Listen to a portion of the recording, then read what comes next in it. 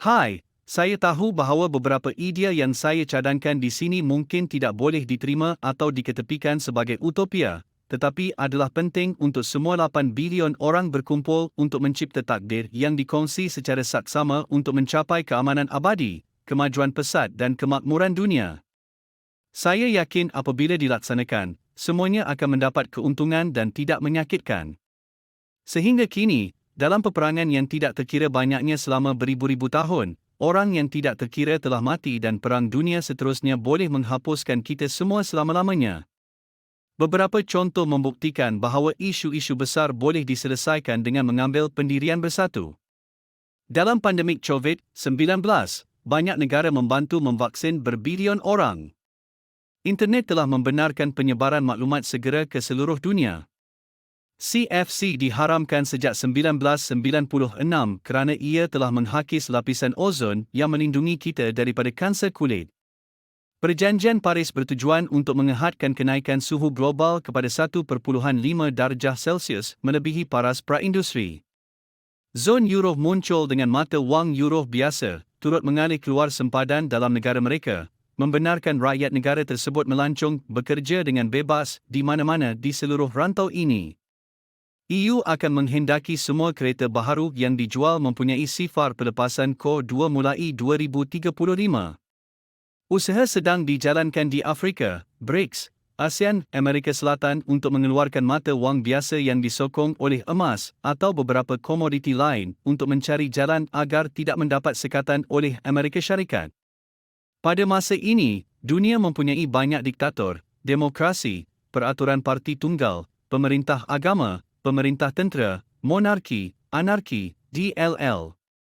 Malah dalam sistem tadbir urus yang terbaik ini, seperti di Amerika Syarikat, di mana kebebasan bersuara, akhbar, pilihan, agama, dan lain-lain hadir, parti politik, tanpa bimbang tentang accountability keuangan, kebanyakannya berusaha untuk memenangi pilihan raya akan datang dan dengan itu menjanjikan hadiah percuma yang membawa kepada kejatuhan ekonomi. Kuasa rosak dan kuasa mutlak rosak sama sekali. Jelas sekali, dunia perlu ditadbir dengan lebih baik. Penyelesaian kepada kebanyakan penyakit yang dihadapi dunia adalah dengan mencipta syurga di bumi. Syurga akan menjadi kesatuan negara yang meliputi semua negara menjelang 2050, dunia tanpa sempadan, peperangan atau tentera. Ia boleh meningkatkan KDNK global sekurang-kurangnya 5 kali ganda pada masa itu. Hanya selepas perdebatan yang panjang, serius, membina antara semua negara, syurga akan menerima pakai prinsip yang paling matang terbaik di seluruh dunia. Syurga akan mempunyai kedaulatan undang-undang, tanpa sebarang diskriminasi terhadap sesiapa dan masyarakat yang inklusif. Untuk melindungi etnik, agama, demografi, bahasa, budaya, DSB, hanya mengikut budi bicara mutlak mereka apabila mana-mana negara dahulu mengeluarkan visa perjalanan, tinggal atau bekerja, boleh mana-mana orang atau entiti luar memasuki kawasan mereka. 3 dan daripada KDNK global, iaitu $3 trilion setiap tahun, semakin dibazirkan dalam peperangan ketenteraan pertempuran. Apabila hanya ada satu negara dan tiada tentera, semua wang yang dibazirkan boleh digunakan untuk mengurangkan pemanasan global, pembasmian kemiskinan, infrastruktur yang lebih baik, hak untuk kesihatan, hak untuk pendidikan, DLL. Jeffrey Sachs telah mengira bahawa dunia hanya memerlukan $175 bilion selama 20 tahun untuk menamatkan kemiskinan tegar. Semua mata wang adalah fiat, jadi saya telah mengeluarkan penyelesaian terperinci mata wang digital global berdasarkan saiz KDNK setiap negara yang hanya boleh dibuat oleh Bank GDC. Lebih besar KDNK, lebih banyak GDC yang akan diperoleh negara. IPCC telah mengeluarkan penyelesaian yang sangat terperinci untuk pemanasan global. 10% daripada populasi global hidup dengan kurang daripada $2 setiap hari dan 50% daripada penduduk tidak mempunyai sebarang faedah sosial. Di syurga, semua orang dewasa yang berumur lebih daripada 18 tahun akan memperoleh sekurang-kurangnya S5 sehari menjelang 2050. Tiada orang yang berumur kurang daripada itu boleh dipaksa bekerja. Pendidikan sehingga 18 tahun adalah wajib. Makanan dan medicar akan diberikan secara percuma kepada kanak-kanak miskin mereka yang berumur 65 tahun ke atas. Ancaman air yang tidak bertanggungjawab akan dihapuskan. Bencana alam seperti gempa bumi, wabak, DSB akan mempunyai kuasa tindakan pantas global. Pengundian akan dilakukan dalam talian menggunakan telefon pintar dengan pangkalan data yang disulitkan untuk mengelakkan sebarang manipulasi.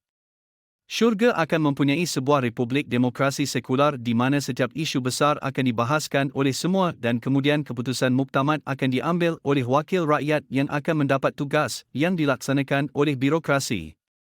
Semua parti politik perlu memberi pelan yang jelas tentang berapa banyak cukai yang akan dikutip, bagaimana ia akan dibelanjakan tanpa sebarang perbelanjaan berlebihan supaya semua pengundi boleh membuat keputusan yang termaklum. Tumbuhan dan haiwan akan dipulihkan ke tahap yang lazim sebelum revolusi perindustrian bermula. Inovasi dalam pelbagai bidang seperti pengkomputeran kuantum, pertanian, IT, farmaseutical, pembasmian penyakit serta gabungan nuklear yang tidak menghasilkan sisa radioaktif akan digalakkan dengan bersungguh-sungguh. Perlombongan arang batu, minyak, gas, dan lain-lain akan diharamkan seperti juga kenderaan ais. Ia akan menerima pakai piawaian hijau tertinggi dalam pembuatan barangan pelupusan sisa. Ia akan merancang untuk mencapai sasaran sifar bersih 100% secara global menjelang 2050. Syurga akan membawa perubahan dalam sistem perbankan kewangan untuk mengembangkan sistem yang teguh dan berdaya tahan yang tidak terdedah kepada kerosakan atas sebarang sebab dan tidak menyokong entiti zombie.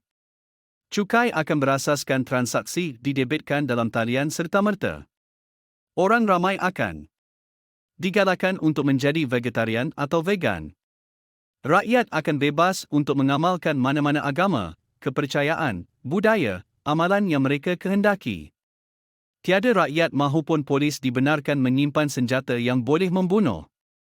Walaupun tidak akan ada tentera, beberapa negara dahulu boleh terus mempunyai pasukan keselamatan sempadan dengan peluru plastik, taser, gas pemedih mata, DLL.